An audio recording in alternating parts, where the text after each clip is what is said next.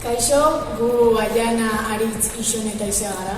Eta konvergente lana aurkeztuko dizugu. Kaixo, gu Ixone, Aritz, Aizea eta Aiana gara.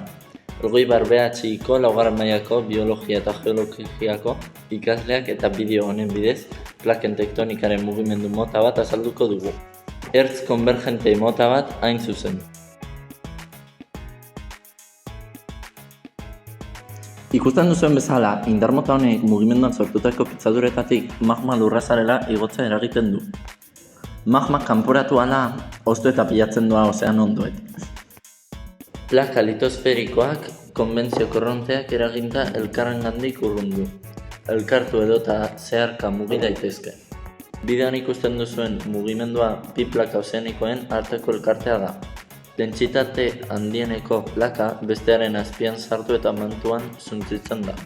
Ondorioz, subdukzioa deritzo, sakonune moduko bat sortzen da. Baita mugimenduak eragindako aktibitate sismiko eta volkanikoak ere. Pizkanaka, baina aldi berean milioiko urteren ondoren uharte volkanikoak sortzen daz. Plaken ertzetan hainbat uharte sortzen direnean uharte arkuak deritzogu. Arku moduko bat osatzen baitute.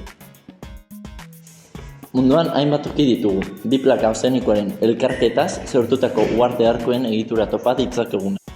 Besteak beste, Japoniako irlak mugimendu honen ondorio sortutakoak dira. Hori dela eta lurrikaren menpe dauden irlak direla esaten da.